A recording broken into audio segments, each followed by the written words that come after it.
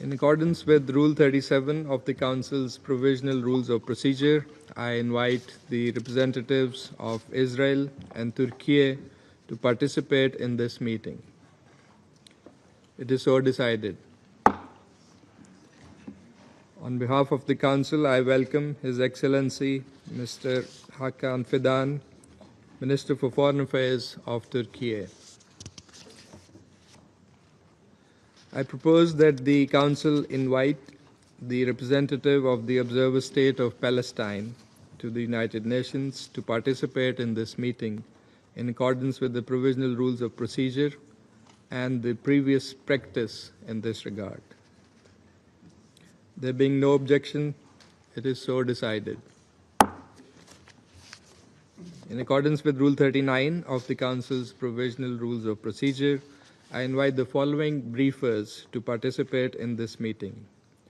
Mr. Tom Fletcher, Under Secretary General for Humanitarian Affairs and Emergency Relief Coordinator, and Ms. Catherine Russell, Executive Director, United Nations Children's Fund. It is so decided. In accordance with Rule 39 of the Council's Provisional Rules of Procedure, I also invite His Excellency Mr. Stavros Lambrinidis, Head of the Delegation of the European Union to the United Nations, to participate in this meeting. It is so decided. The Security Council will now begin its consideration of Item 2 of the agenda. I now give the floor to Mr. Tom Fletcher.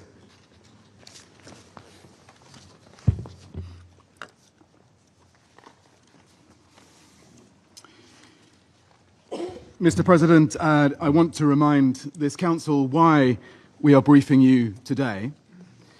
The General Assembly gave us a humanitarian mandate in Resolution 46182 and a set of principles that you as Member States have asked us to uphold: humanity, impartiality, neutrality, and independence. That means aid must go where needs are greatest and without discrimination. It means we answer to civilians in need, not the warring parties. Our mandate is also to advocate for international humanitarian law, not just to report to you on what we witness, but so that you, this Council, can take action, even when those responsible would rather silence us. Mr. President, we are beyond vocabulary to describe conditions in Gaza, so let me instead share facts. Food is running out. Those seeking it risk being shot. People are dying trying to feed their families. Field hospitals receive dead bodies, and medical workers hear stories firsthand from the injured, day after day after day. Starvation rates among children hit their highest levels in June, with over 5,800 girls and boys diagnosed as acutely malnourished. Last week, amid this hunger crisis, children and women were killed in a strike while waiting for the food supplements to keep them alive. And Hamas continue to hold hostages, and we've received reports of their attacks on aid workers. The health system is shattered.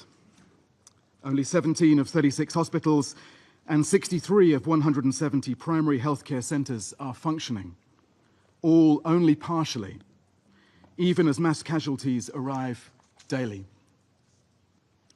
In some hospitals, 5 babies share one incubator. 70% of essential medicines are out of stock. Half of all medical equipment has been damaged. Pregnant women give birth without medical care. Women and girls manage menstruation without basic sanitary supplies. Water, sanitation systems are broken. Roughly 4 of every 5 of these facilities, including water points, are now located within militarized zones or areas under displacement orders. So even if they're functional, they're out of reach for those who depend on them. Mr. President, the fuel crisis in Gaza remains at a critical threshold. Last week, Israeli authorities agreed to allow 2 trucks of fuel to Gaza per day, 5 days a week, through the Kerem Shalom crossing. And we have some indication that approvals may increase slightly. We hope these will materialize. This is the first time any fuel has been allowed to enter the Strip in 130 days, and still no petrol has been permitted, which fuels many ambulances and other critical services. 2 trucks provide a fraction of what's required to run essential life-sustaining services. And even when fuel is allowed in for humanitarian purposes, our access to storing and moving it to where it is needed is not guaranteed. Mr. President, turning to the West Bank, there is continued loss of life and livelihoods, movement restrictions, growing displacement. Over the weekend, 2 Palestinian youths were killed in a settler attack near Ramallah. 1 was beaten to death, another was fatally shot. Dozens were injured, and ambulances were blocked from reaching the wounded. Settler violence is escalating at an alarming rate, and Palestinian communities are being displaced, injured, and their property damaged. Each day this year, the UN has documented an average of 4 incidents of settler violence against Palestinians and their property. In June, 100 Palestinians were injured by Israeli settlers, the highest number in 2 decades. Mr. President, Gaza's soaring humanitarian needs must be met without drawing people into a firing line. Israel, as the occupying power, is obligated to ensure that people have food and medical supplies. But that is not happening. Instead, civilians are exposed to death and injury, forcible displacement, stripped of dignity. It is for you to draw your own conclusions. But surely we do not need to debate whether killing civilians waiting in line for life's essentials meets the responsibility to provide for civilian needs. We're awaiting the outcome of Israel's investigation into this and earlier incidents. I hope that you will also consider whether Israel's rules of engagement incorporate all feasible precautions to avoid and minimize civilian harm in all circumstances. This means, here as elsewhere, verifying targets, giving effective advance warnings, carefully choosing tactics and weapons, and cancelling or suspending an attack if it would cause disproportionate civilian harm. Mr. President, each time that we report on what we see, we face threats of further reduced access to the civilians we are trying to serve. We face that tension everywhere, but nowhere is that tension between our advocacy mandate and delivering aid greater than in Gaza. Visas are not renewed or reduced in duration, explicitly in response to our work on protection of civilians. Security clearances are not granted for staff to enter Gaza to continue their work, and humanitarian partners are increasingly denied entry to Gaza. In 2025, 56% of the entries denied were for emergency medical teams. Of course, as you know, hundreds of aid workers have been killed, and those who continue to work endure hunger, danger, and loss, like everyone else in the Gaza Strip. Personal tragedies continue to echo through our teams and their families. This morning, another ICRC colleague was killed. I pay tribute to them all and to the courage of the work of UNICEF and other agencies inside Gaza. Thousands, including many of our colleagues who are injured, are not able to leave to seek treatment. Mr. President, let me walk you briefly through what it takes to deliver your aid, the aid you fund, into Gaza. Something as simple as a bag of flour. Before reaching the crossing into Gaza, it must clear multiple layers of approval, including customs involving several ministries. Once approved, it is scanned, loaded onto Israeli trucks, and often re-inspected at Kerem Shalom. From there, it is either moved by pre-approved Palestinian trucks up the fence road that runs along Gaza's border, or transferred to so-called sterile trucks, which offload on the Palestinian side of the crossing and are picked up in different sized trucks from Gaza, It's why counting trucks is often misleading, because it's not always a ratio of 1 to 1. Once inside Gaza, movement requires navigating an obstacle course of coordination with Israeli forces through active hostilities, traveling on damaged roads, and often being forced to wait at holding points or pass through areas controlled by criminal gangs. And distribution is uncertain, as starving people often try to grab the flour off the back of our trucks. With these obstacles in place, your generous contribution may never reach our distribution points. And even if it does, getting it at scale to those in need remains deeply uncertain. And as I've said before, it doesn't have to be this way. We have a plan that works. It requires predictable aid of different types and at scale, entering multiple crossings where people do not come under fire, traveling on routes that we choose without long delays, being delivered to our warehouses and distribution points according to established UN aid mechanisms and humanitarian principles, the principles that you've given us the mandate to uphold. Mr. President, even as this broader plan remains stalled, and despite severe restrictions, thousands of colleagues on the ground, daily, at great personal risk, are still delivering life-saving aid. Between 19th of May, when limited aid entry resumed, and the 14th of July, only 1,633 trucks, 62% of the roughly 2,600 submitted to the Israeli authorities, 74% of those approved for entry, reached Kerem Shalom and Zikim crossings.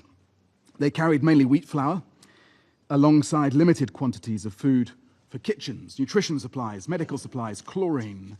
After multiple steps of cargo offloading and uploading on different vehicles, a total of 1,600 Palestinian trucks could be collected for distribution inside Gaza. Last week alone, we had 21 emergency medical teams deployed providing life-saving services and some relief to doctors in Gaza. 238 pallets of medical supplies entered, including 10 cold chain pallets with 1,396 blood units and 1,550 plasma doses, enough for 10 days. We supported 800 weekly medical consultations for women and girls, enabled 84 kitchens to serve 260,000 meals daily, and delivered 17,000 cubic meters of drinking water through 1,300 collection points. This is life-saving support provided with dignity. But to be clear, it's a drop in the ocean of what is needed compared to the average of 630 truckloads that entered daily during the ceasefire. The ceasefire proved what's possible, and we need to return to those levels without delay. Now, our work, the UN and its partners, is by no means perfect, but it's rooted in humanitarian principles, practices honed over decades of experience across the globe, steadfast commitment to saving lives. And we ask you again, please let us work. In this respect, I welcome the recent agreement between the European Union and Israel on humanitarian access. We look forward to hearing more of the detail and to understanding how implementation will be assessed. Mr. President, let me remind this Council that the International Court of Justice has demanded that Israel take immediate and effective measures to enable the provision of urgently needed basic services and humanitarian assistance. With these facts before you, I ask you as a Council to assess whether Israel is meeting its international legal obligations and whether we humanitarians can fulfill our mandate. Is this allowing and facilitating rapid, unimpeded passage of impartial humanitarian relief, as the rules of war demand, or is it obstruction?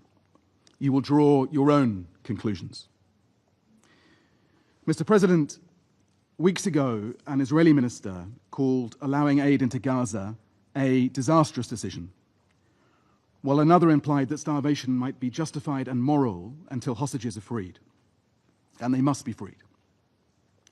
Intentionally using the starvation of civilians as a method of warfare would, of course, be a war crime.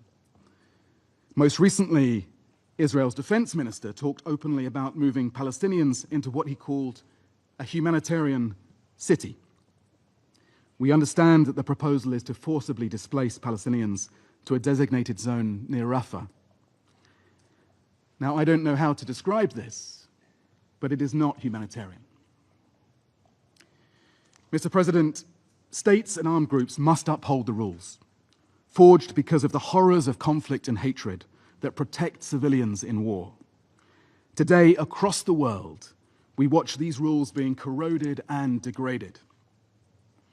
Again, it is, of course, for you to decide how you act to ensure that all parties respect international humanitarian law. But I agree with some members of the Israeli cabinet that you have consistently overestimated your powers of quiet persuasion.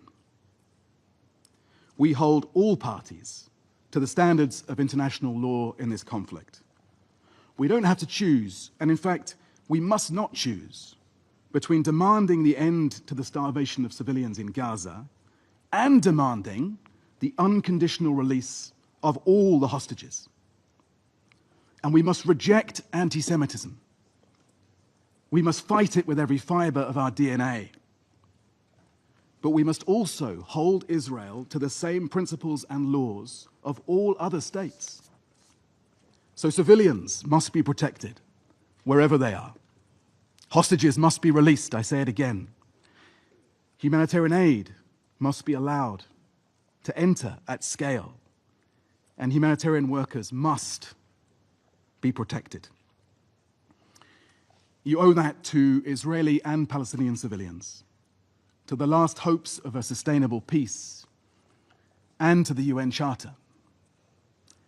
All members of this council have been unequivocal.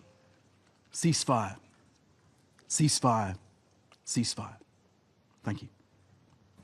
I thank Mr. Fletcher for his briefing. I now give the floor to Executive Director Catherine Russell. Excellencies, good afternoon. Thank you very much to Pakistan as the President of the Council, and to member states for bringing us together this afternoon. Thank you for inviting UNICEF to share our firsthand perspective on this desperate situation of Gaza's 1 million children. From the beginning of the present conflict, children, Palestinian and Israeli, have suffered terribly. Children have been killed, traumatized, and taken hostage. Children have been orphaned and injured. Children are hungry and lack clean water. Children are out of school, and the safety of their homes is a distant memory.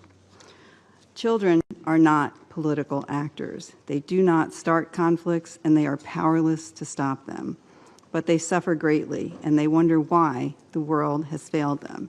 And make no mistake, we have failed them. Over the past 21 months of war, more than 17,000 children have reportedly been killed and 33,000 injured in Gaza. An average of 28 children have been killed each day, the equivalent of an entire classroom. Consider that for a moment, a whole classroom of children killed every day for nearly 2 years. These children are not combatants. They are being killed and maimed as they line up for life-saving food and medicine. Last week, 15 Palestinians, including 9 children and 4 women, were killed by a strike while waiting in line for UNICEF nutritional supplies in Deir al-Balah. Among the survivors was Donia, a mother seeking a lifeline for her family after months of desperation and hunger. Donia's 1-year-old son, Mohammed, was killed in an attack after speaking his first words just hours earlier. When we spoke with Donia, she was lying critically injured in a hospital bed, clutching Mohammed's tiny shoe.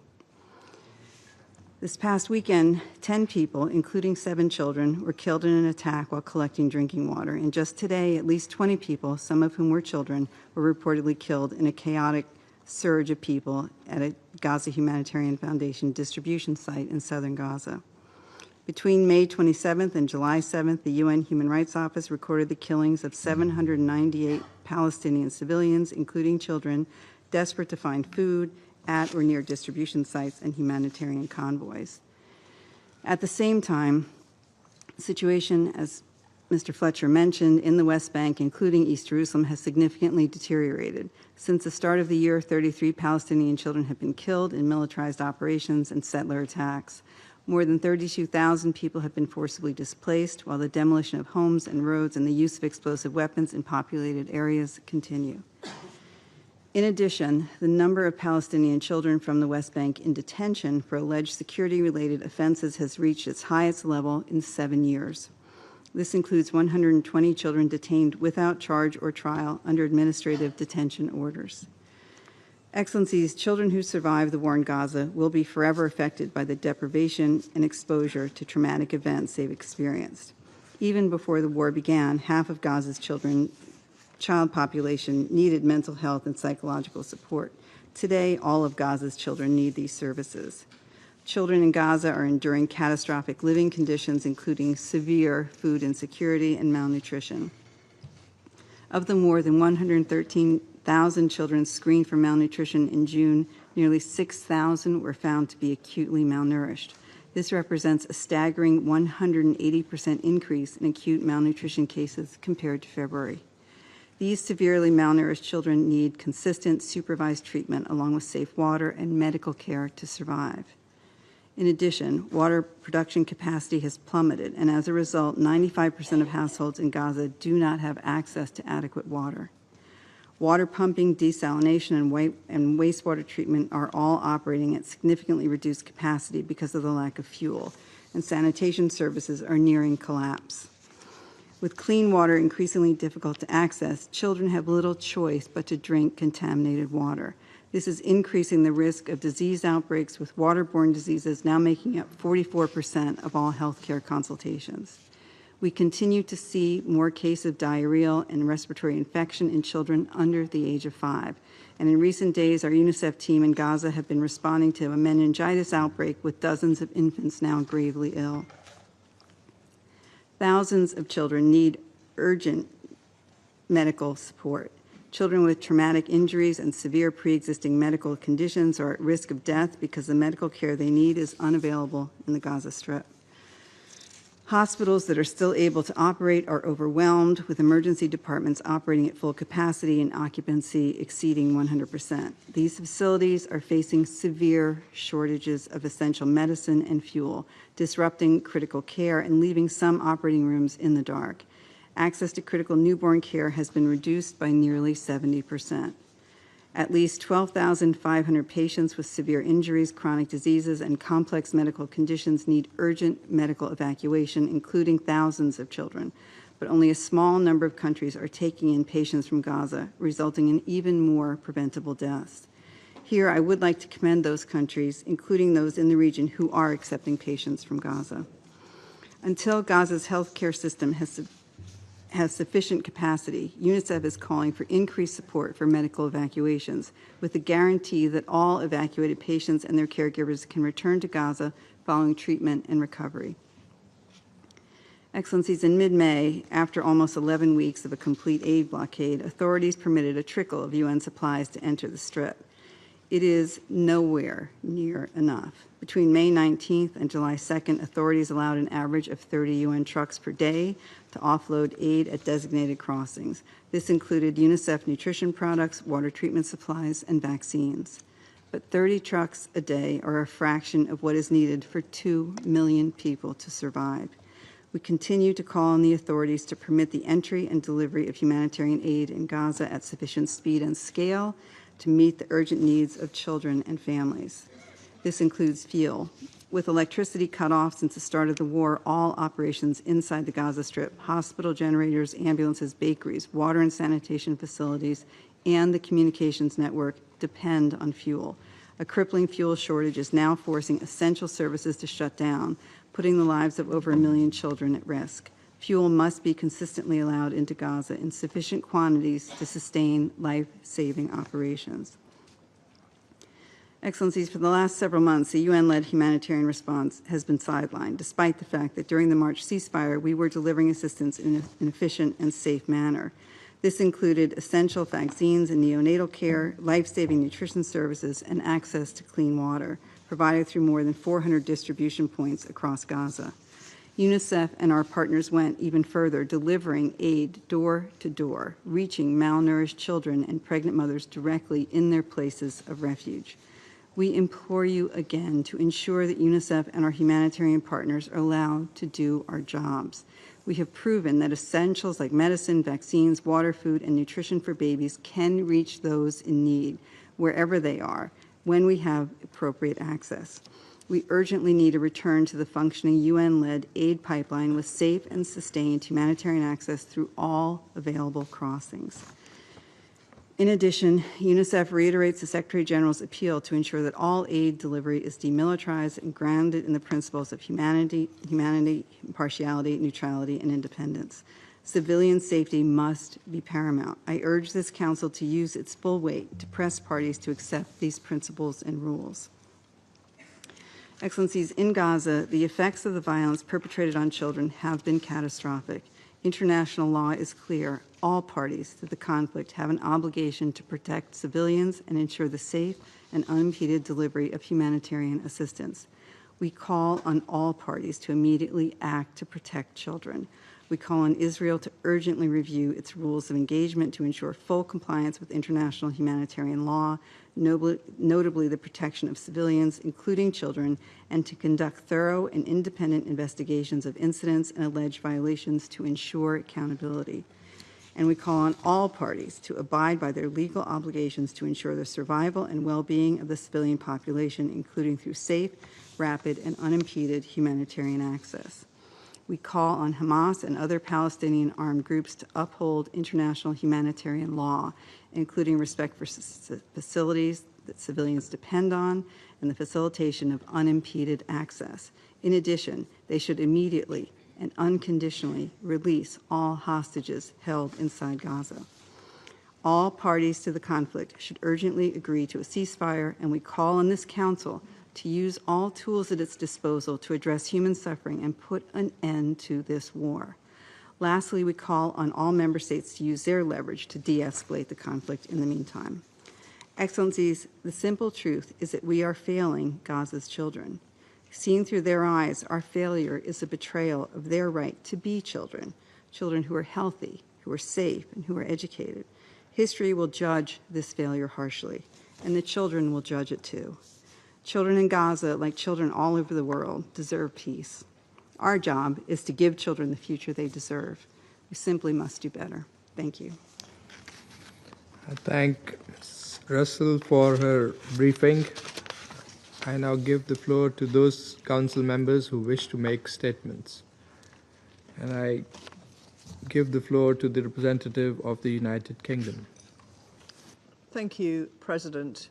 I'd like to start by thanking USG ERC Fletcher and Executive Director Russell for their sobering briefings and to thank them for the courage and the work of their teams on the ground.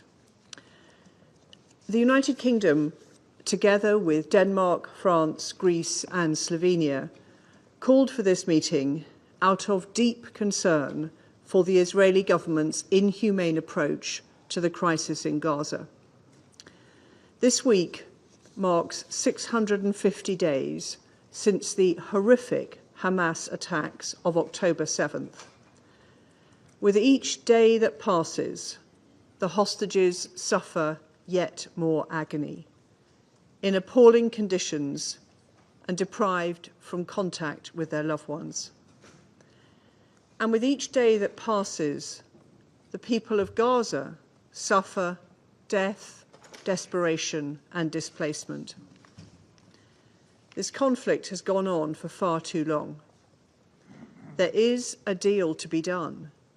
We urge the parties to engage in the spirit of compromise to secure an immediate ceasefire, the release of the hostages, and a pathway towards lasting peace. I'll make 3 points. First, it is imperative that Israel lift its restrictions on aid entering Gaza. Without fuel, water systems and hospitals in Gaza are on the verge of collapse. Without medical supplies, treatable illnesses are costing lives. And without food, Palestinians are dying from malnutrition or forced desperately to scramble for supplies. The Gaza Humanitarian Foundation has acknowledged that the UN has the unique capacity to meet the immense humanitarian need. So we call on Israel to allow the UN to save lives, immediately and without obstruction. The United Kingdom welcomes the agreement between the EU and Israel, but we need to see words turned into action. Second, we strongly oppose the expansion of Israel's military operations. We urge Israel immediately to implement and enforce robust measures to protect civilians. In the past 4 months, more than 1,000 children have been killed. Palestinians have also been fired upon by the IDF while desperately seeking food, with 800 people killed at aid sites. This is abhorrent. Third, the United Kingdom is appalled by the Israeli Defense Minister's comments on forced displacement of Palestinians to Rafah. This would contravene the fundamental principles upon which the UN was founded. Palestinian territory must not be reduced, and civilians must be able to return home. President, the path forward lies in diplomacy and compromise to deliver lasting peace for Israelis and Palestinians alike. We commend the leadership of France and the Kingdom of Saudi Arabia in co-chairing the upcoming conference on a two-state solution, which offers us a crucial opportunity to advance this goal. I thank you. Representative of the United Kingdom for the statement, and I now give the floor to the representative of Denmark. Thank you, Mr. President. And let me also thank USG Fletcher and UNICEF Executive Director Russell for your detailed and sobering briefings. And through you, our thanks go to your teams on the ground working under such difficult circumstances. Mr. President, the situation in Gaza is nothing short of catastrophic. The level of human suffering, clearly outlined by our briefers today and many times before, is appalling. That is why Denmark, together with France, Greece, Slovenia, and the UK, called for this urgent meeting. Allow me to focus on 3 key concerns. First, active hostilities continue to claim countless Palestinian lives. Strikes on people sheltering in schools and tents, and on those seeking food, water, and other assistance continue to be reported, resulting in mass casualties. We call on all parties to protect civilians, humanitarian personnel, and civilian infrastructure in accordance with international humanitarian law.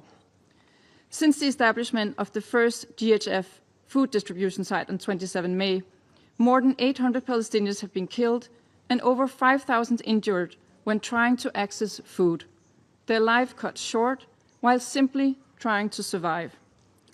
We deplore the killing of starving civilians trying to get food and reiterate our call for transparent investigations into those incidents. The alarming frequency and scale of these incidents are wholly unacceptable. Second, Mr. President, as part of Israel's expanded military campaign, Israeli forces have continued to issue additional displacement orders. Combined, these orders place more than 85% of Gaza's territory under displacement orders. Civilians have no safe place to go and are instead confined to ever-shrinking spaces. Denmark rejects any forced displacement and calls for the full respect for the ICJ's advisory opinion. Any unilateral attempts to alter the demographic or territorial status of the Gaza Strip are unacceptable and constitute a clear violation of international law. Further, we stress that civilians must be able to return safely to the communities. Third, Mr. President, while some food assistance, fuel and medicines have been able to enter the Gaza Strip recently, as we've heard, the amount remained nothing more than a drop in a vast ocean of desperate need. Nearly 1 in 3 people are going entire days without eating, while hospitals face imminent shutdown as fuel stocks run out. Under these conditions, children remain among the most vulnerable, with the number of malnourished children rising at an alarming rate, as we just heard from Executive Director Russell. Meanwhile, we have witnessed the sidelining of the United Nations and established international humanitarian organizations from operating in Gaza. truckloads of much-needed aid deliveries are waiting just outside the border in order to deliver much-needed aid to the Palestinian people. From the European Union side, we'll follow closely the implementation of the recent common understanding with Israel on humanitarian access to Gaza with the aim of improving the situation on the ground. Denmark's position is clear. All restrictions on humanitarian aid must be lifted. We reiterate Israel's clear obligation under international law to ensure full, safe, and unimpeded access to humanitarian aid while observing the humanitarian principle of independence, impartiality, neutrality, and humanity to all Palestinians in need, half of whom are children. Humanitarian aid must never be politicized, used as a political bargaining chip or as part of a military strategy. As we've stated before, this sets a dangerous precedent for the future of humanitarian work in war zones around the world. This is why we support the UN's coordinated plan to resume humanitarian aid deliveries to Gaza. The UN, including UNRWA, alongside the humanitarian partners, must be allowed to do their job, to safely provide the necessary supplies, as well as the uninterrupted delivery of services across Gaza. As USG Fletcher said, it doesn't have to be like that.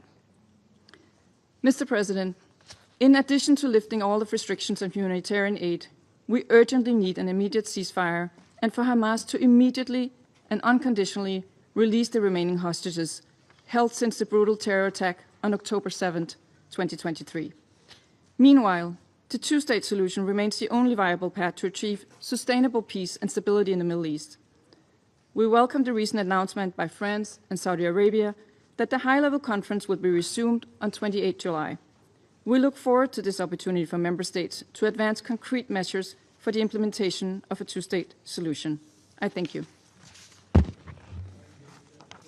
Of Denmark for the statement, and now give the floor to the representative of France. Merci, Monsieur le Président. Thank you, Mr. President. Mr. President, with our British, Danish, Greek and Slovenia partners, we called for this council meeting because there is an urgent need, therefore. I wish to thank the Under-Secretary General for Humanitarian Affairs, Mr. Tom Fletcher. I also thank Executive Director of UNICEF, Ms. Catherine Russell, for their briefings. Their briefings mean that comments are not enough. They're brutal in the detail they describe, and they push the Council to move from words to action. First of all, Israel must be reminded that it must respect international law and that it is bound by its obligations towards the Palestinian population, particularly the people in Gaza. Israel must put an end to its blockade on humanitarian aid. The distribution system managed by the Gaza Humanitarian Foundation is unacceptable. It is incompatible with the obligations under international law and the humanitarian principles of impartiality, neutrality and independence. Since the opening of the Gaza Humanitarian Foundation distribution centres, hundreds of people have lost their lives during food distributions and thousands have been wounded. This is unconscionable. Humanitarian aid, what's more, must never be instrumentalized to serve political ends. It must enter Gaza immediately and at scale. It must do so safely and unimpeded, and it must reach every civilian in need. This in accordance yet again with international humanitarian law. Secondly, the Council must call upon Israel to fully implement its commitments, namely those pursuant to the agreement signed with the European Union on July 10th. That agreement should make it possible to increase the unimpeded delivery of aid. This assistance, as provided for by the agreement, must be provided by the United Nations and its partners. They are the only stakeholders with the capacity to deliver aid while stringently adhering to humanitarian principles and with all possible guarantees regarding the proper distribution of the aid. Of course, food aid, but beyond food aid, medical aid and all other types of aids. All aid to guarantee the survival of hundreds of thousands of innocent civilians who have the right to that assistance and to protection. The Council must reiterate its support to the United Nations and its humanitarian work. However, for as long as Gaza remains an active war zone, this aid will fall short of need. This Council must continue to call for an immediate comprehensive and lasting ceasefire, as well as for the release of all hostages that remain detained by Hamas. They must be unconditionally released. These are the only ways to guarantee the real protection of people and sustained humanitarian access. Proposals for agreements have been presented. Talks must now forge ahead on this basis in good faith, and once again we commend the tireless mediation efforts made by Qatar, the United States, Egypt, and we support these efforts. Finally, the extremely grave nature of the humanitarian situation in Gaza reminds us every day that it is urgent to strive for a political settlement to the Israeli-Palestinian conflict. This is the only solution able to meet the legitimate aspirations of the Israeli and Palestinian people for peace and security. It is in this spirit that France and Saudi Arabia will, on the 29th and 30th in New York, co-chair the International Conference on the Implementation of the Two-State Solution held under the aegis of the GA. This is not a utopia, it's not a pipe dream, that two-state solution. It is a pathway towards a future.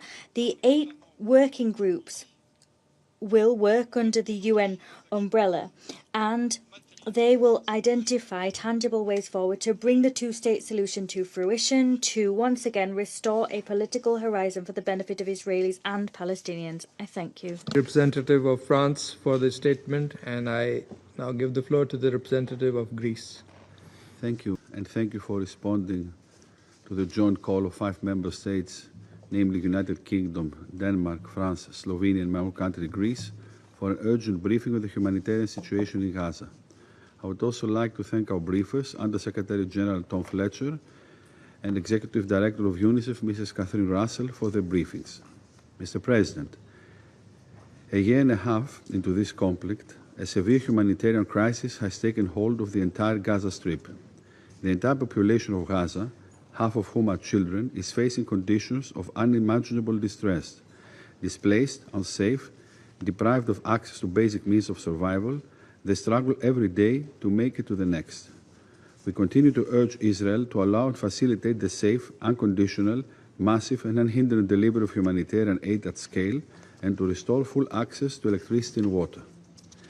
The population in need must be given safe access to humanitarian aid and care, while the safety and security of humanitarian workers must be respected. Humanitarian aid must never be politicized or used as a means of pressure. We repeat our position that any humanitarian plan must adhere to the core principles of international humanitarian law, cover all parts of Gaza, and support the existing humanitarian operation within the Strip. It is clear that Israeli GHF plan falls short of that and has led to increased fatalities. There is, however, a glimmer of hope. We welcome the agreement reached between Israel and the European Union on scaling up humanitarian aid to the people in Gaza. We expect that the agreed steps are implemented urgently so as to substantially increase the daily trucks of food and non-food items and result in opening of more crossings in the southern and northern part of Gaza. It is beyond doubt that this goal cannot be achieved without the valuable expertise of the UN, and UNRWA's role remains pivotal and indispensable. At the same time, the development highlights the need for constructive engagement with Israel. Furthermore, as High Representative of the European Union, Ms. Kallas, has stated, all measures should be taken to ensure that the increased humanitarian aid benefits directly the Gazan population and it is not diverted by Hamas. Mr. President, while efforts led by Egypt, Qatar, and the United States to secure a deal for a much-needed ceasefire are ongoing, we do not forget that hostages continue to suffer, being held in captivity by Hamas for 19 months already. Having repeatedly condemned the October 7 terrorist attacks and the ongoing detention and inhumane treatment of hostages, we reiterate our demand for the immediate and unconditional release, and we deplore the refusal of Hamas to hand them over. Hamas remains an obstacle to peace. Mr. President, while conditions in Gaza remains dire, the situation is alarming in the West Bank, including East Jerusalem. We condemn the escalation of violence there, following the continued settler violence, the expansion of illegal settlements, and Israel's military operation. The repeated attacks against Taibeh, one of the Christian majority villages in the West Bank, are very disturbing. Settlement expansion is contrary to international law and the relevant Security Council resolution, and seriously undermines prospects for a two-state solution. We look forward to the upcoming conference under the co-chairmanship of France and Saudi Arabia to be resumed later this month, so as to bring new impetus to the political process, given that the Palestinian issue remains central for regional as well as world security stability. In this spirit, Greece stands ready to engage towards moving the Arab plan forward, as presented by Egypt, and further develop it where necessary. It is a constructive proposal for planning the day after in Gaza, where an empowered and reformed Palestinian Authority will be capable of exerting effective governments in Gaza and the West Bank without any government or security role for Hamas and without any forced displacement for the Palestinians. Mr. President, in closing, let me stress that there is no military solution for Gaza. All sides must now harness the necessary political courage to agree to a ceasefire and end the war and pave the way for a political process towards two states living side by side in peace and security. I thank you. Thanking the representative of Greece for the statement, I now give the floor to the representative of Slovenia. Thank you, Mr. President. And I want to thank Undersecretary General Fletcher and Director General Russell for sharing information on the situation on the ground. And we bow our heads to the humanitarian workers who are risking and ultimately sacrificing their lives for civilians in Gaza. Mr. President, looking back 80 years, one can observe the way conflicts have evolved. Yet one feature remains the same: denial of the parties of the reality on the ground and the atrocities that they are committing. However, the day of admission eventually comes, many times too late. 30 years ago, very close to my home country, we heard statements that there were practically no civilian victims, how the people were well nourished, how one side acted in self-defense. We saw a UN entity treated as an enemy. We also saw people being pushed into so-called safe zones and then targeted indiscriminately. The day came, too late for too many. Colleagues, the day will eventually come in Gaza. Is it going to be too late again? Mr. President, Slovenia keeps calling for and demanding an immediate and unconditional ceasefire and release of all hostages. However, the absence of a ceasefire does not absolve any party of its obligation to respect international humanitarian law and to ensure the unimpeded delivery of humanitarian assistance and other basic items, including adequate fuel at scale. It is clear from today's briefings that we are not seeing the actions that are urgently needed. Quite the opposite. The situation is becoming worse by the day. And with this in mind, we want to underline three main messages. One, the UN, including UNRWA, and its humanitarian partners must remain the backbone of the humanitarian response in Gaza. During the last ceasefire, they proved that they can deliver if only they are allowed. In their work, they must be ensured full protection and unlimited access.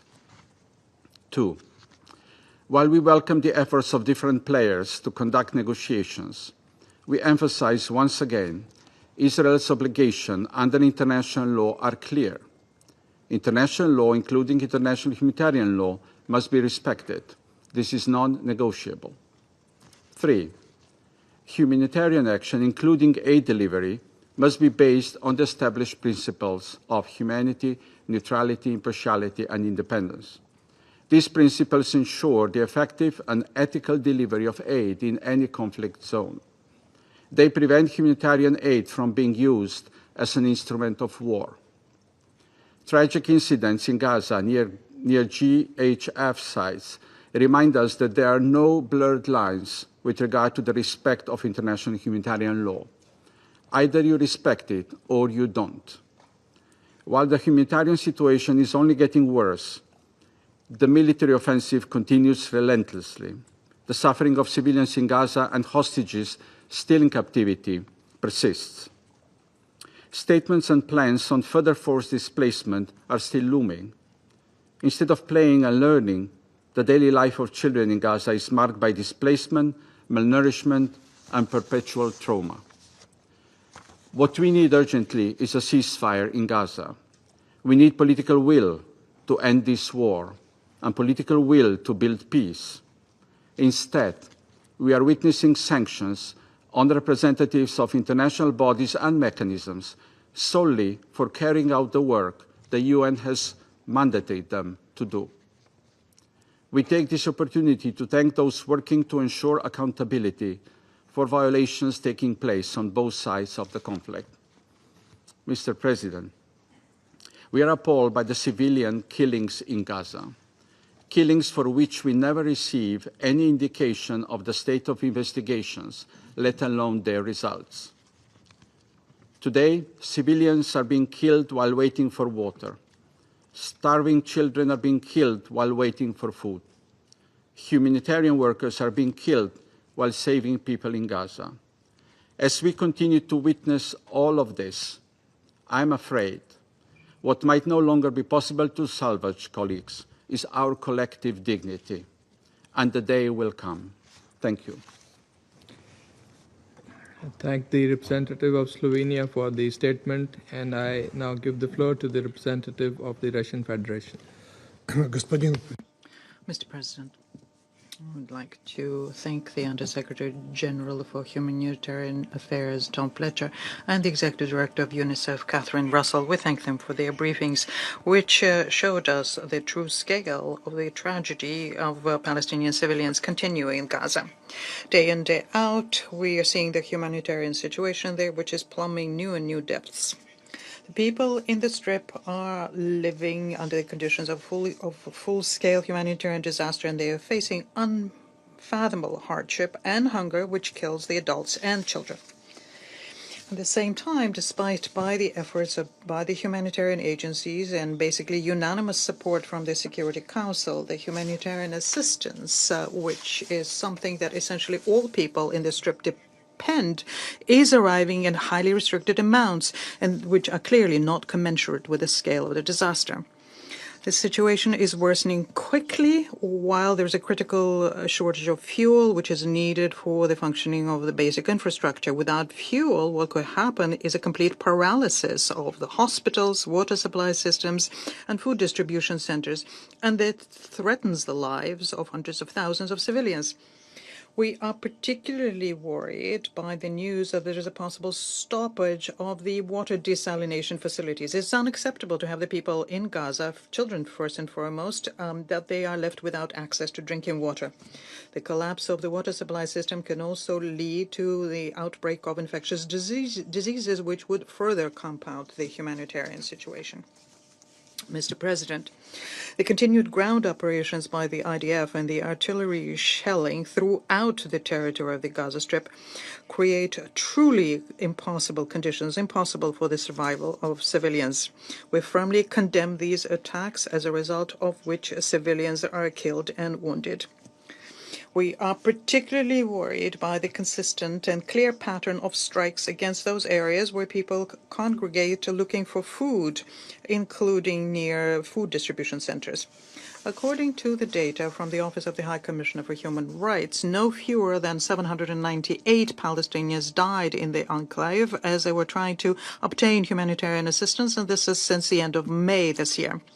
We're particularly concerned by a huge number of victims near those centers which are under the Gaza Humanitarian Foundation, and this is a mechanism, as many of us had warned in this chamber, instead of solving humanitarian tasks, has become a symbol of humiliation of human dignity and is life-threatening for those who need such assistance.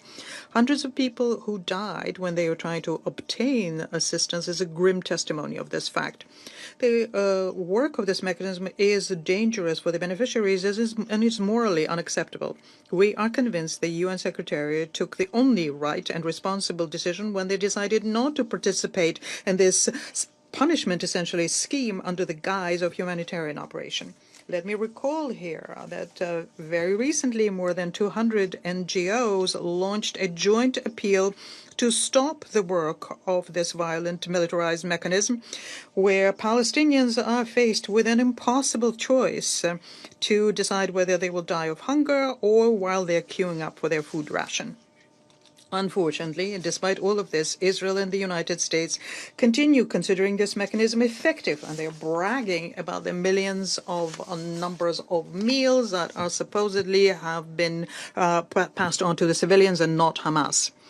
These statements are dubious at least and are not supported by the real situation in the Strip. One thing is clear here. If Israel assisted and not obstructed the humanitarian assistance supplies through the UN, then we would have at least a faint glimmer of hope that the humanitarian crisis would ease.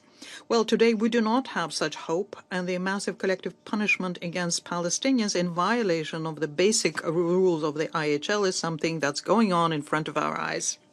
Mr. President, we are shaken by the recent strikes against the people in Deir el-Balah who were trying to obtain humanitarian assistance from UNICEF. As a result of this attack, tens of people were wounded and killed. This includes 9 Palestinian children. On the 13th of July, in the Nusayrat camp, according to UN data, 7 more children were killed as they were queuing up for water near a humanitarian distribution center. These tragedies have become a frightful everyday occurrence, and we firmly condemn the killing of innocent civilians who were only trying to obtain the assistance that they vitally need. Such attacks undermine the very possibility of saving human lives and are a gross violation of international humanitarian law. Unfortunately, humanitarian personnel are also continue dying. There was another strike against the office of a humanitarian organization delivered on the 10th of July in Gaza, took the lives of 3 more humanitarians. This tragic incident once again shows how high the risk is that humanitarians are facing when they are doing their duty under the conditions of constant present danger. In parallel to attacks against humanitarians and the reporters who are covering Gaza, there is a true persecution unfolding against UN bodies which are out of favor, and this refers to UNRWA first and foremost, and this is the agency which for decades have been helping Palestinians with humanitarian assistance, education, and health care. UNRWA's uninterrupted and stable work is a guarantee of survival for the millions of Palestinians who are living not just in Gaza, but, as we all know, also in neighboring countries, the countries which took in refugees. We'd like to underscore here that there has never been an alternative to UNRWA. And after UNRWA and the UN Secretary General, they went after the special procedures under the Human Rights Council. Such acts are not in line with the duties of a UN member states. They are in violation of the Charter and in violation of the Convention on Immunities and Privileges. This situation requires a very decisive international reaction. The protection and providing for the civilians in the occupied Palestinian territories is a duty of Israel as an occupying power. And this is not something that depends on whether or not it's acceptable for the Israeli leadership. We insist on unconditionally ensuring the safety of civilians. Unfortunately, all attempts by the international community to obtain the very basic principles of humanity being abided by are encountering an all-around support by Washington to its ally. Washington essentially gave to West Jerusalem a carte blanche on any activity against Palestinians. Mr. President, if anyone is thinking that the situation in Gaza could not possibly get worse, well, they're probably wrong. According to the information we are getting, including from Israeli officials, West Jerusalem is preparing a new plan to move 600,000 Palestinians in the so-called humanitarian corridor city in Rafah, south of the Morag military corridor. And the goal here to, in future, concentrate all 2 million Palestinians there, having checked them against their links with Hamas. The Commissioner General of UNRWA, Philip Lazzarini, has already characterized this plan as, in essence, trying to create a huge concentration camp, the Palestinian inhabitants of which will be deprived of any prospects for their future. We would like to point out here that the former Prime Minister of Israel, Ehud Olmert, also shares such an assessment, and he called this initiative a part of a general campaign conducted by the Netanyahu government to conduct an ethnic cleansing and deportation of Palestinians. It would be interesting to hear an assessment of this initiative from OCHA and UNICEF. Mr. President, unfortunately, Gaza is not the only area where the Palestinians are situations so dire. We're very worried by the situation in the West Bank. There we're seeing intensified operations by the Israeli forces, especially in the north. What is being done by West Jerusalem leads to massive destruction, worsens humanitarian crisis, and deprives the displaced families of any hope for a return.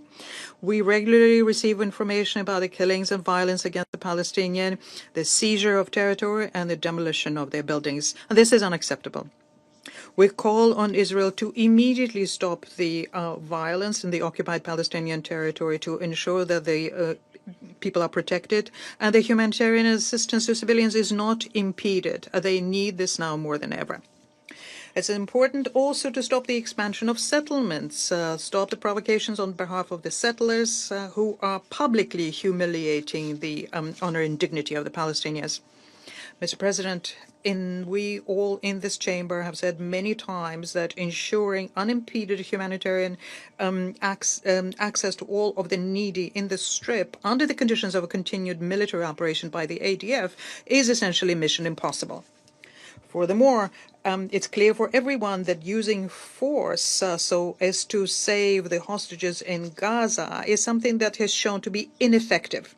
And in this regard, we would like to call on the parties yet once again to reach agreements on ceasefire with the help of the mediation, such agreements which would result in the release and the exchange of all forcibly detained people.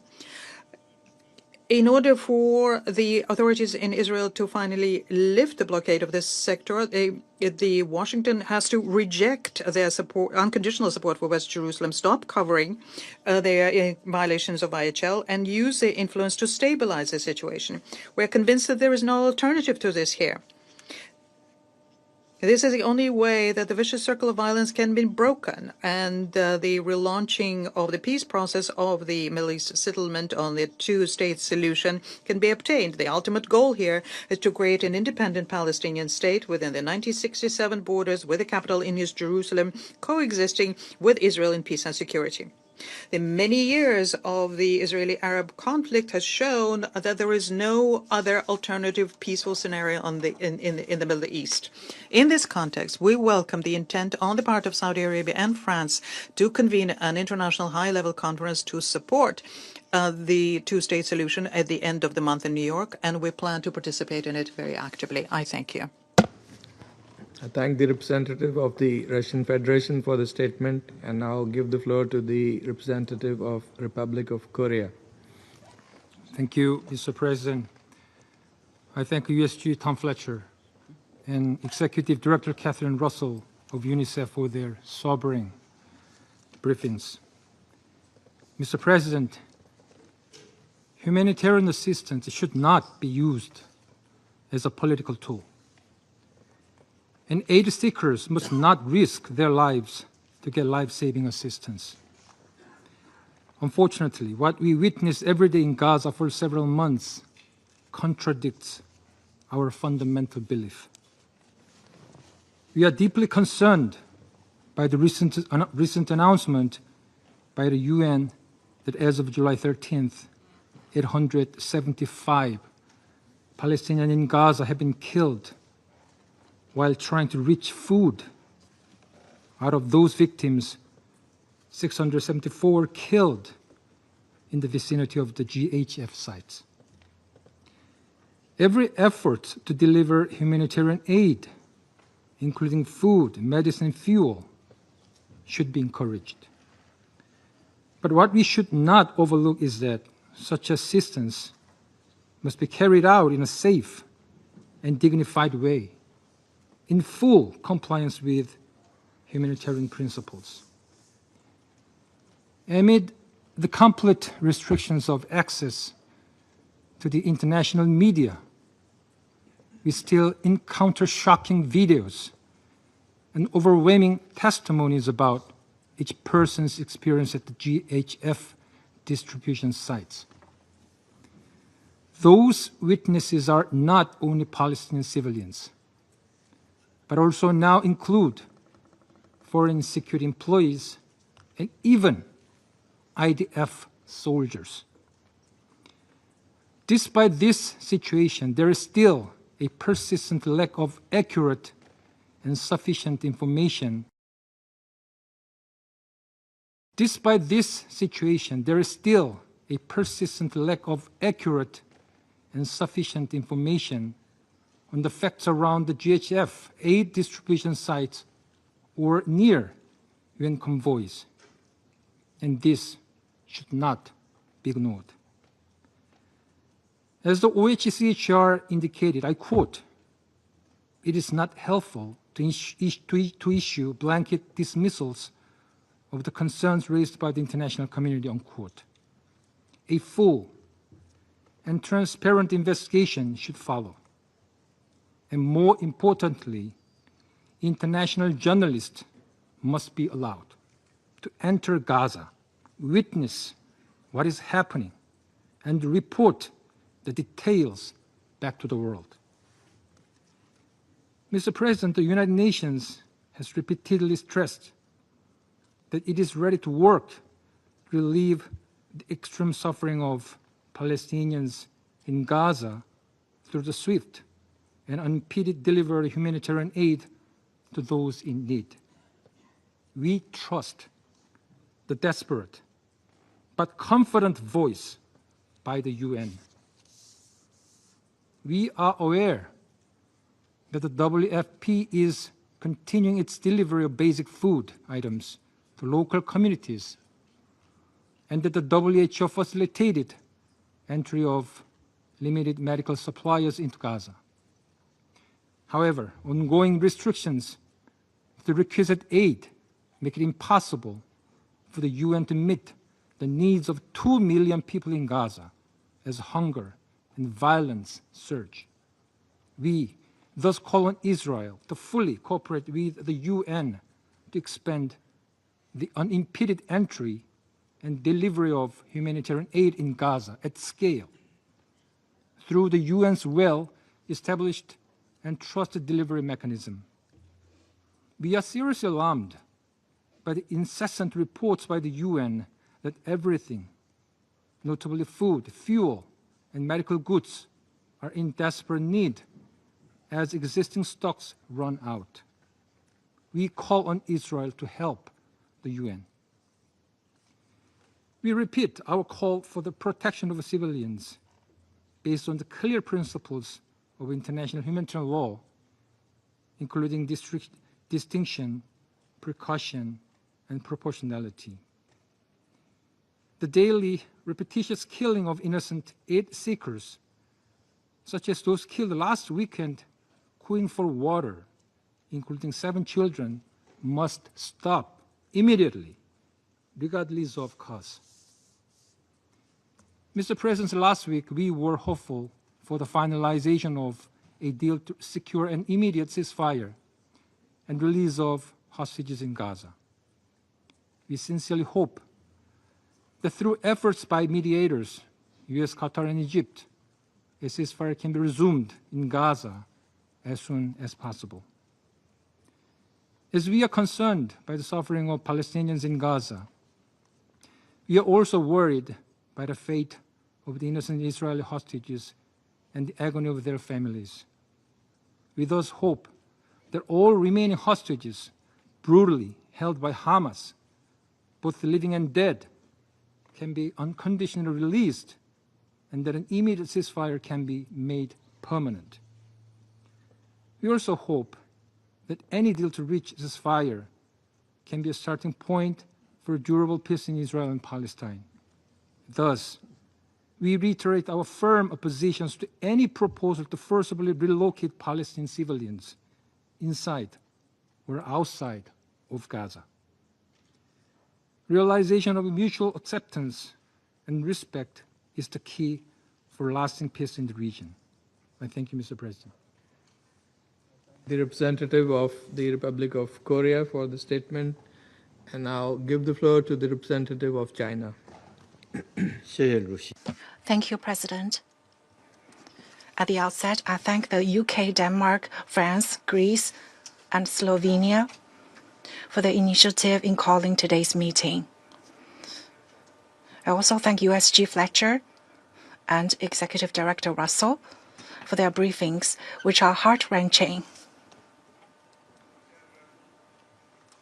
21 months into the Gaza conflict, the humanitarian situation on the ground has worsened to an unprecedented level. The international community must take strong actions with utmost urgency to alleviate the humanitarian catastrophe. I would like to make the following 3 points. First, humanitarian access must be fully restored. Under Israel's extreme blockade, Gaza is experiencing extreme shortages in all types of supplies for survival and faces imminent large-scale famine.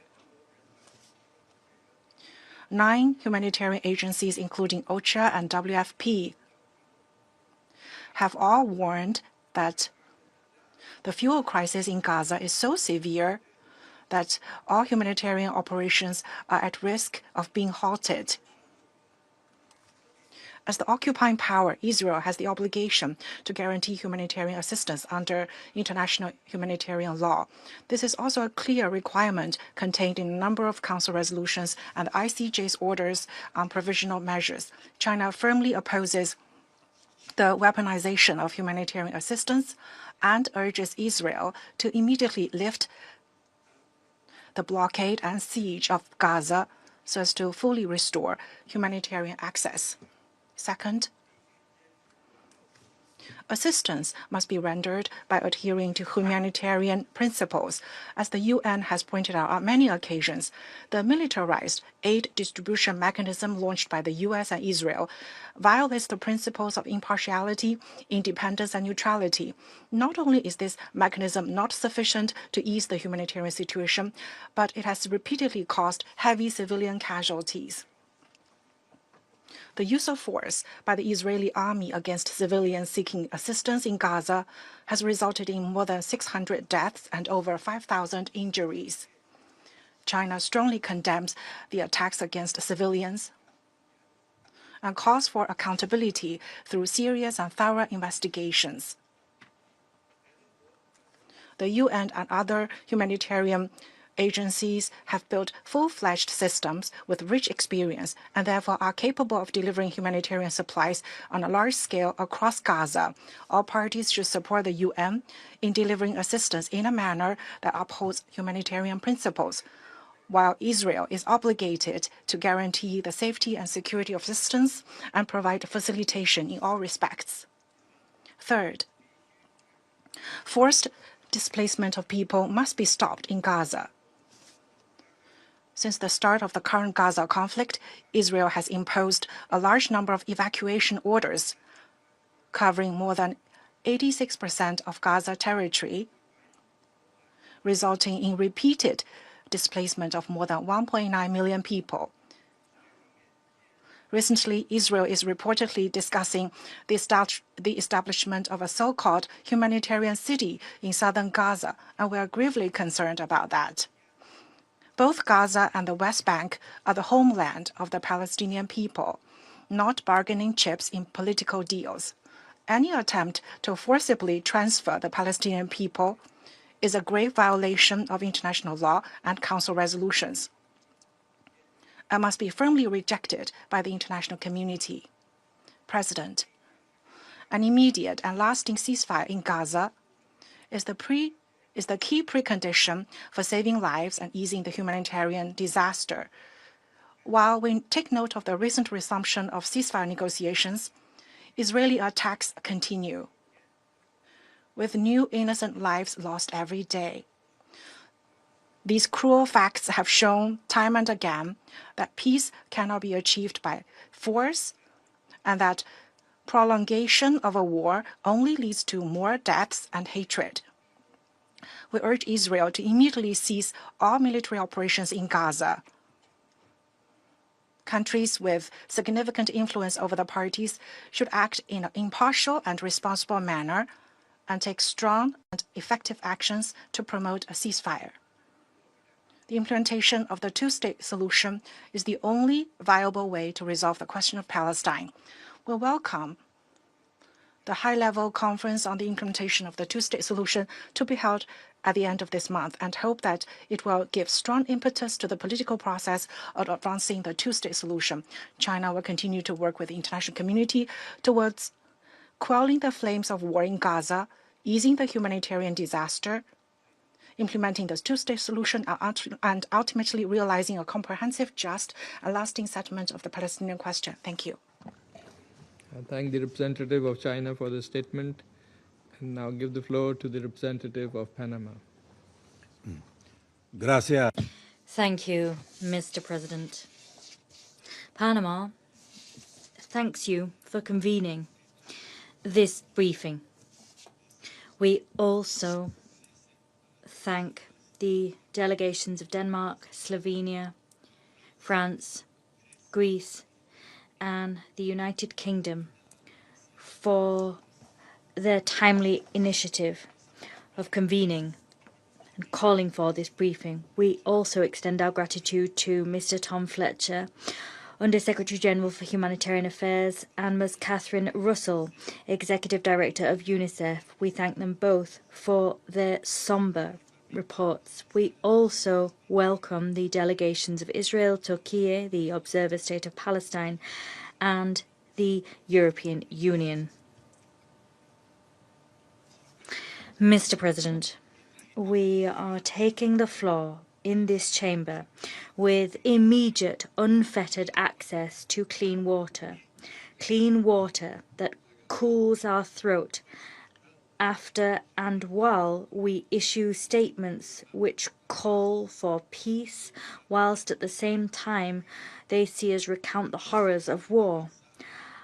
As I speak here, I cannot help but think of an image which we might be aware of and which we might even describe in our statements. However, it's an image which is difficult to capture in its fully pixelated horror in these decision-making fora. Here, diplomatic debate sits alongside the emotional distance we have from the realities of Gazan civilians. An image which transcends statistics and reports. It is an image of a Palestinian mother under the blistering July heat, walking among the rubble with an empty drum, hoping that at some distribution site she will be able to fill up 2 measly bottles of water for her children. She does so harbouring the silent fear that she will meet the same fate as that of other children who were killed by a bomb while they were doing exactly what she will do. The contrast is a stark but a real one, because in Gaza, water neither refreshes nor hydrates. Its absence sows despair, and its absence is no accident. It is a slow sentence handed down by humans and the suffering they have induced. Panama reiterates its urgent appeal for the restoration of an immediate ceasefire. A ceasefire which will halt human suffering, facilitate the sustained, unfettered, and at-scale entry of vital humanitarian aid to Gaza, and a ceasefire which will ensure the immediate, dignified, and unconditional release of all the hostages which remain under Hamas control.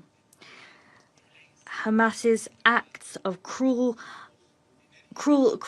and barbarism are acts which we once again fervently condemn. These measures are urgent, they are vital, and they are feasible.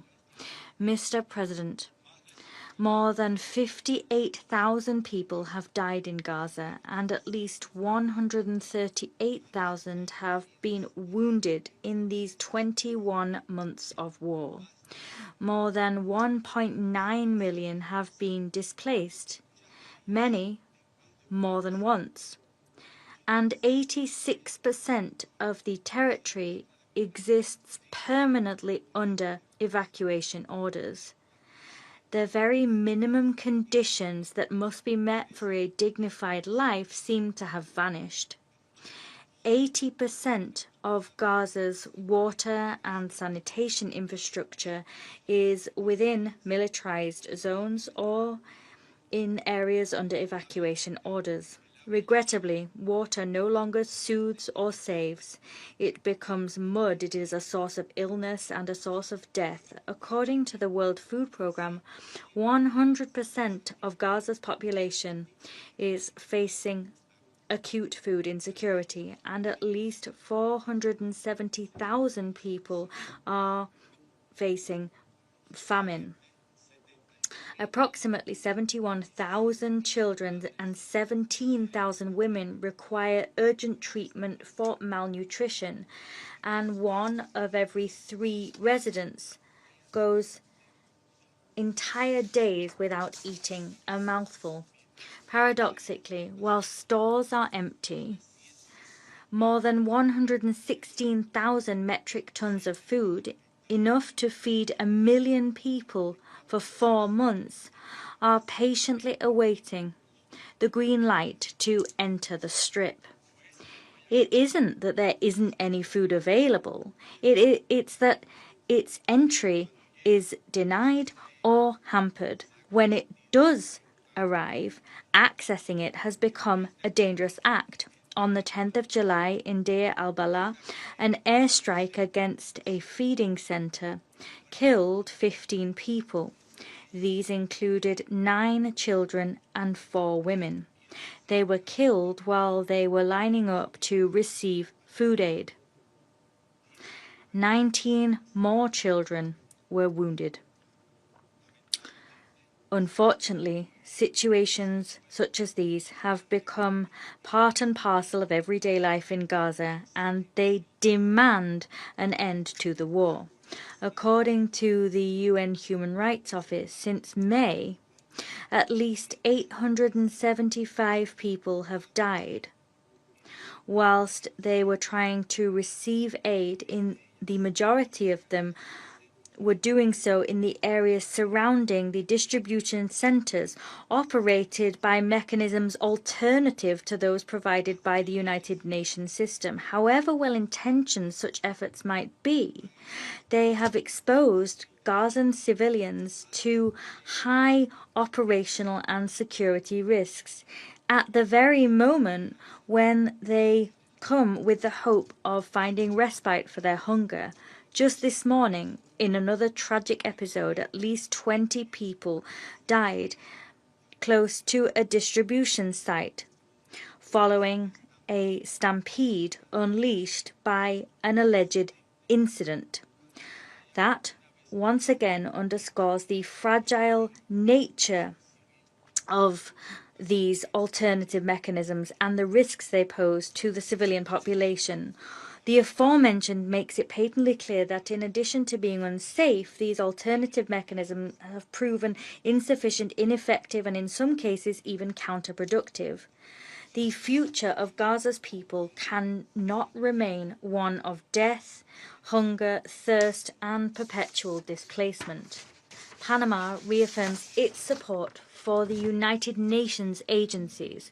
They have proven to have the operational capacity necessary even under the most extreme conditions. Consequently, we insist that all humanitarian efforts must strengthen and not replace or substitute the already established mechanisms. We reiterate that the protection of civilians, humanitarian personnel, and United Nations facilities is an obligation under international humanitarian law. Mr. President, in a world which produces enough food for everybody, in a world which has developed technologies capable of saving lives, and in a world which has the means to make humanitarian aid arrive where it's needed, even in the midst of conflict, allowing civilians to die from hunger, thirst, or preventable disease is an unconscionable tragedy. All the more unconscionable is the fact that these victims can be children. That's when it's most unacceptable, because children are the most innocent parties in any war, and they must be protected over and above any political or military differences. Panama will continue to support all efforts to ensure that in a future, hopefully in a near future, through brave decisions and actions, manage to return to the Israeli and the Palestinian people the possibility of living in peace, security and dignity. Thank you. Representative of Panama for the statement, and now give the floor to the representative of Somalia. Mr. President,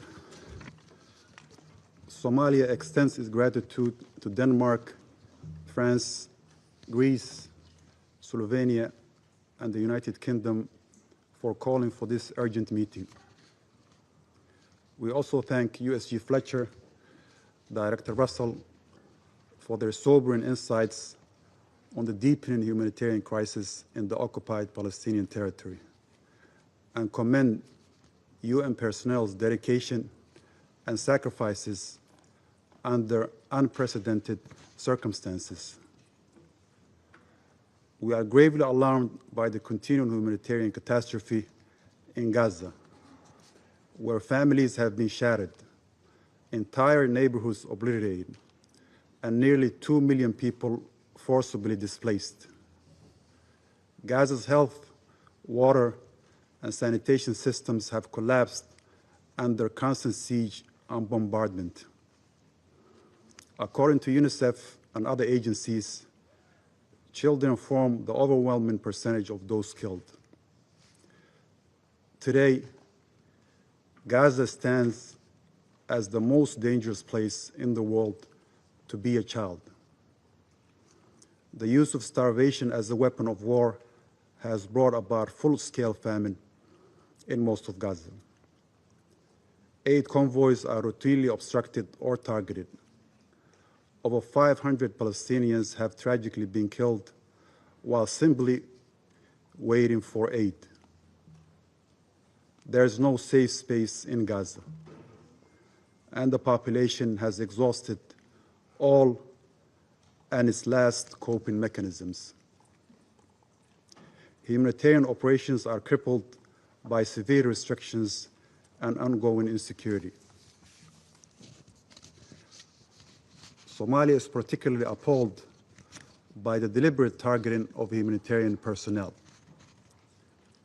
More than 340 UN staff members have died since the start of this conflict, the highest number of fatalities among UN personnel in any single conflict.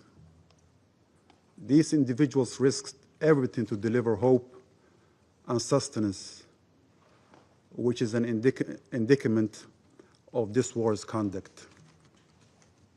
The killing of aid workers, journalists, and medical staff must be investigated, and those responsible must be held accountable. International humanitarian law must be respected without exceptions.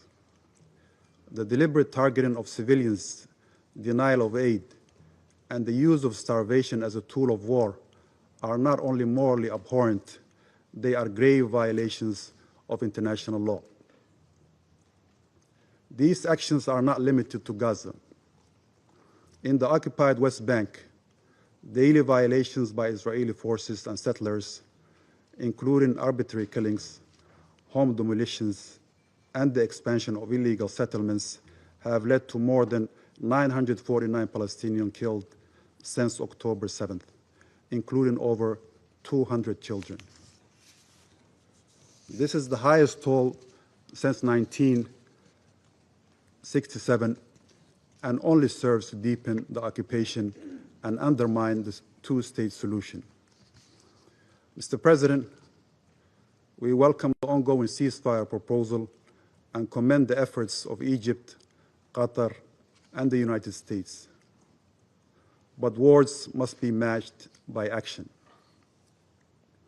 Our delegation reiterates its call for an immediate, permanent, and unconditional ceasefire, unhindered humanitarian access across Gaza, protection of civilians and aid workers in line with international humanitarian law, and the release of all hostages and detainees on both sides. As long as the root causes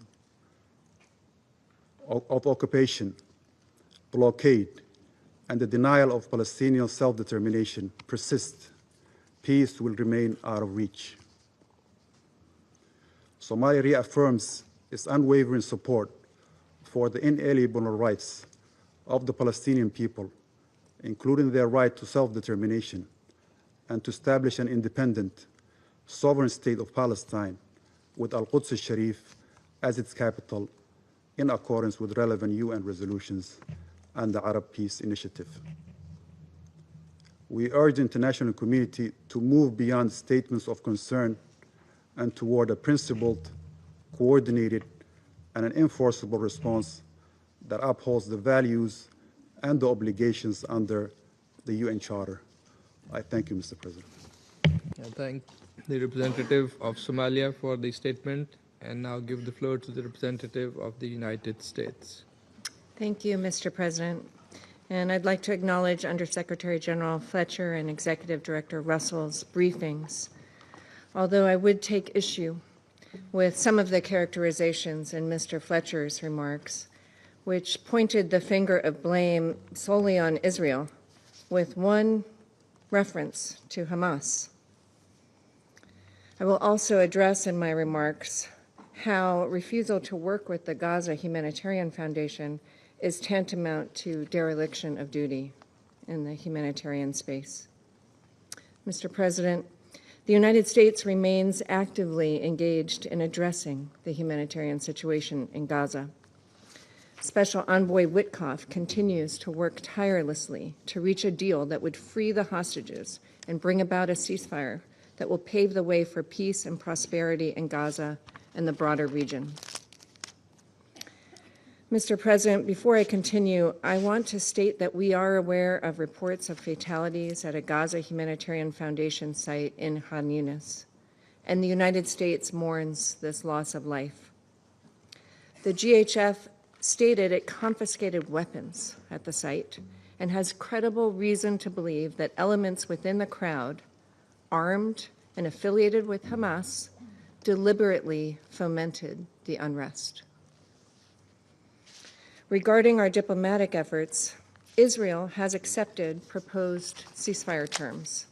However, Hamas continues to stubbornly reject them.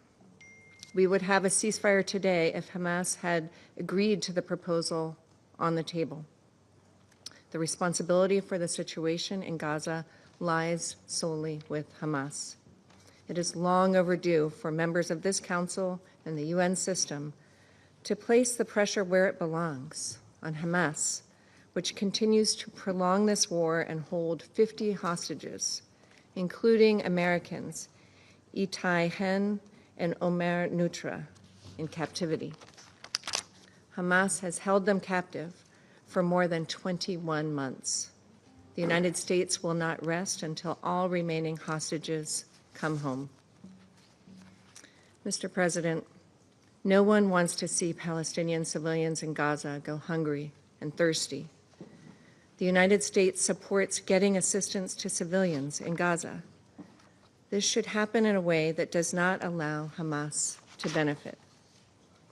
And with respect to reported fatalities or injuries of humanitarian workers as a result of IDF fire, we wish a swift recovery to those injured and offer condolences to those killed. And we recognize Israel's ongoing commitments to investigate these incidents. I would also recall that on June 11th, we witnessed Hamas's murder of 8 innocent Palestinians who were working on behalf of the Gaza Humanitarian Foundation, attempting to feed their fellow civilians in Gaza. We condemn Hamas's murders in the strongest possible terms. And with respect to West Bank violence, to which many have referred, I would simply note that Ambassador Huckabee has stated that we have asked Israel to aggressively investigate the murder of Saif Musalat, an American citizen who was visiting family in Sinjar when he was beaten to death. There must be accountability for this criminal and terrorist act, and our condolences are with Saif's family. Mr. President, unfortunately today we have heard many council members and aid agencies continue to defend a failed system rather than support the GHF as it delivers life-saving assistance to those in need. We would urge member states and the UN to support the GHF and stop echoing incorrect information that benefits Hamas and undermines the secure delivery of aid to civilians in Gaza.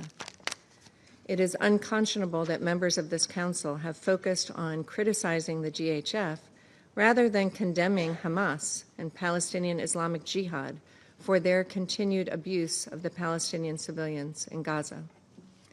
The result is an ever-growing credibility gap for the United Nations. The Security Council, member states, and the United Nations have failed to condemn Hamas's attacks against GHF personnel. Hamas has murdered innocent Palestinians and injured 2 Americans working for the GHF and attempting to feed civilians. In the previous system, Hamas systematically looted humanitarian assistance, turning aid into a tool of control.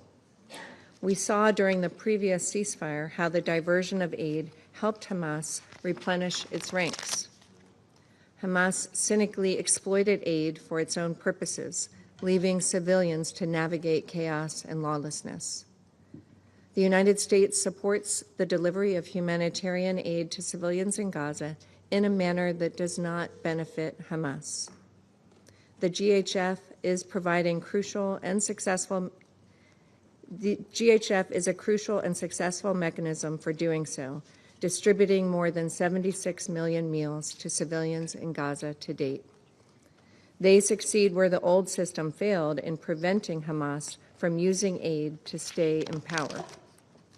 It has consistently been able to deliver aid to civilians and remains committed to delivering aid consistent with the humanitarian principles of impartiality, neutrality, independence, and humanity. The GHF is a results-focused alternative to a broken aid system, following through on President Trump's commitment to feed Gaza's civilians without supporting Hamas or prolonging the conflict. The United States supports creative solutions that securely provide aid to Palestinians in Gaza without supporting Hamas or other terrorist organizations, and welcomes the additional aid entering Gaza following the agreement between the European Union and Israel. The United States has worked with GHF to assist the Foundation in scaling up and increasing its effectiveness. Mr. President, while no mechanism is perfect, this is a good one, and it is continuously getting better, and the UN should help it do so. We urge Council members to join us in supporting the work of the GHF as it delivers life-saving aid to civilians on the ground. I thank you.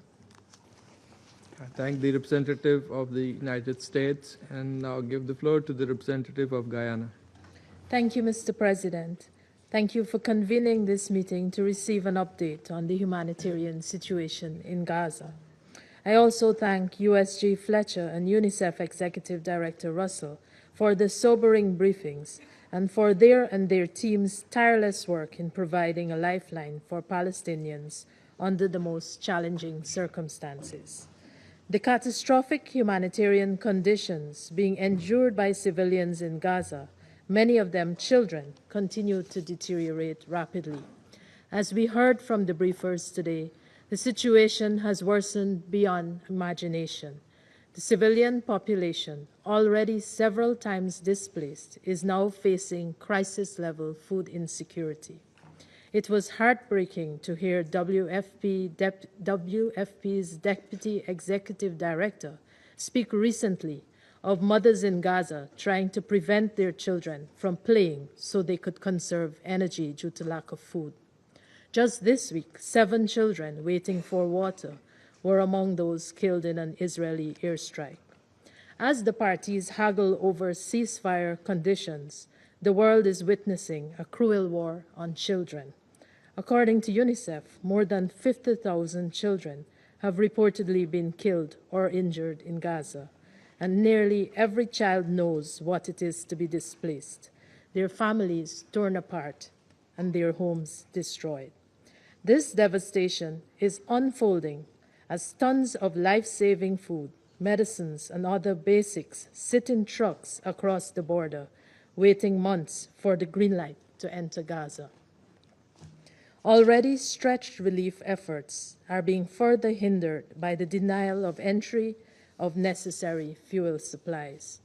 We note the joint statement issued over the weekend by UN agencies, where it was made clear that fuel is the backbone of survival in Gaza, powering hospitals, water systems, sanitation networks, ambulances, kitchens, and every aspect of humanitarian operations. Also made clear is the fact that without adequate fuel, UN agencies may be forced to cease operations entirely, meaning no health services, no clean water, and no capacity to deliver aid. The small amounts of fuel finally being allowed into Gaza represent a tiny fraction of the hundreds of thousands of liters of fuel needed each day to sustain daily life and critical aid operations.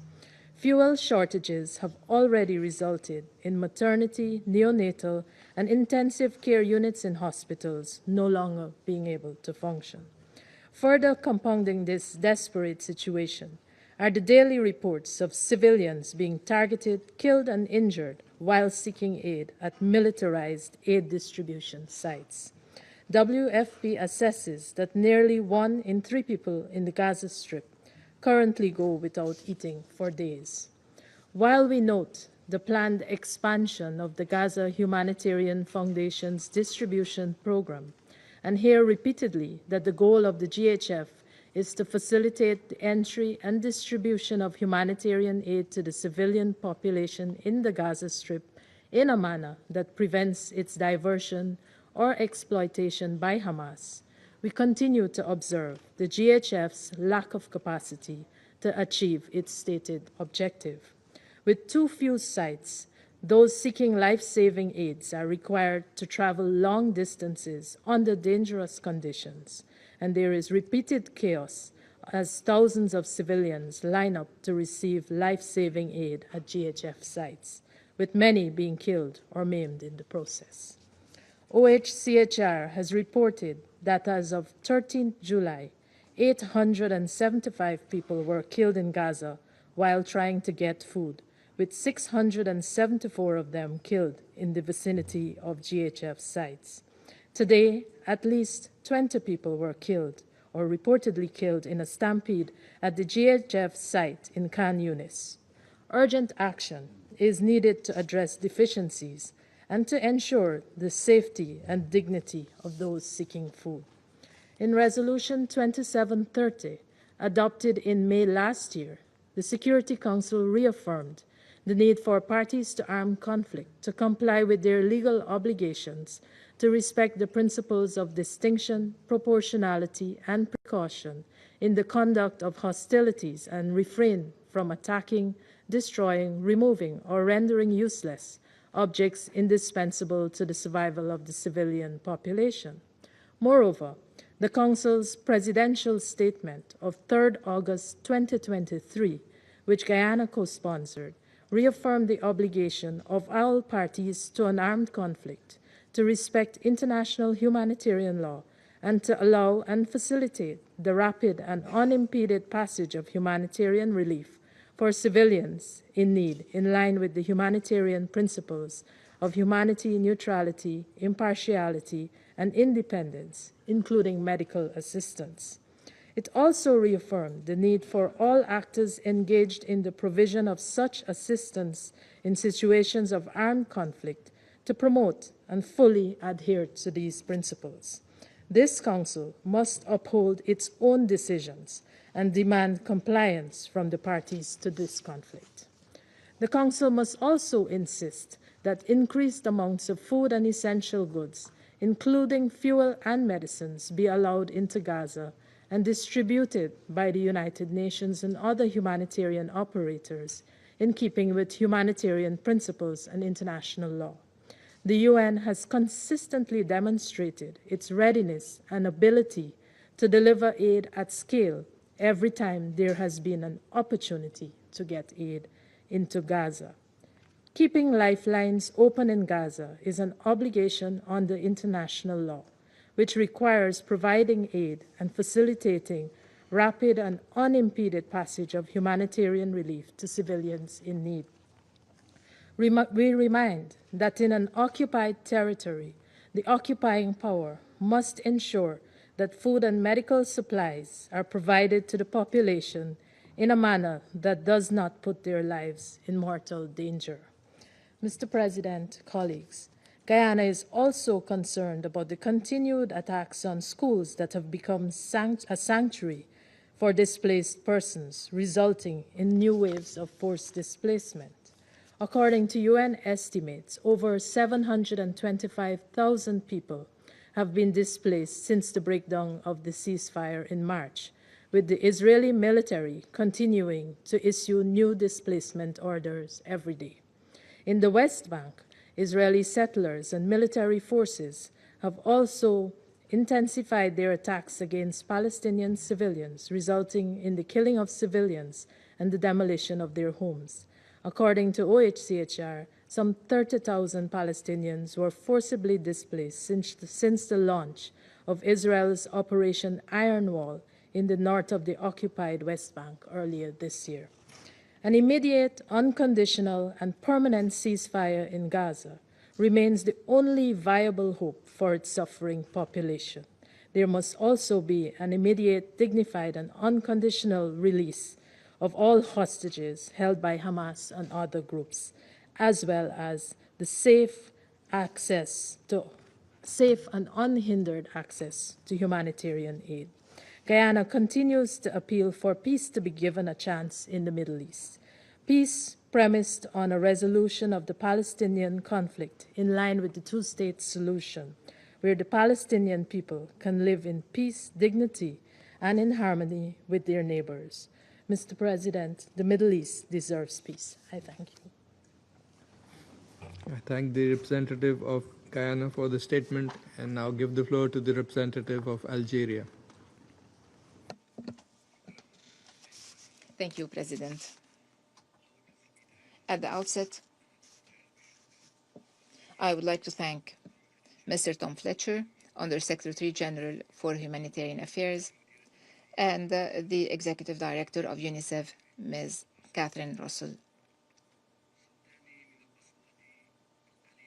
We have heard them, and they are among the rare people committed to honesty, courage, and truth. We convey to you all our support. I would also like to thank you for the two briefings which have conveyed with painful honesty the reality in Gaza, where the only reality is death. How can it be otherwise while the Israeli occupation forces continue to inflict on the Palestinians all forms of death? They have this illusion fed by arrogance and the madness of power that they can empty Palestine from its people, thus paving the way for a new geography where history does not recognize its indigenous people. But for those who want to rewrite history, we say, ending the occupation and enabling the Palestinians to exercise their natural and legal inalienable right to their land is a historical inevitability. And those attempting to stop the wheels of history will be met by the same destiny as their predecessors. The land knows its people. Mr. President, in Gaza, an existential war is being waged, a war that does not need pretexts. because those who have the monopoly of force can make pretext and export them, and can promote them and find those who will believe it, providing them with immunity and cover. In the Security Council, sessions abound, statements are delivered, but they do not dissuade the occupier and they do not stop the massacre. Our meetings, despite their abundance, reflect the concern of the international community towards what is happening. At the same time, our meetings reveal the inability of the international community to adopt the necessary resolutions and to impose respect of their will when it comes to the Israeli occupier. What is even more surprising, colleagues, is that we are hearing some defending the killers and finding them and themselves justifications. For some, killing children is a mere collateral damage. Maybe because they are Palestinians, they can be killed. Can you believe this? UNRWA estimated that Israel kills daily since the 7th of October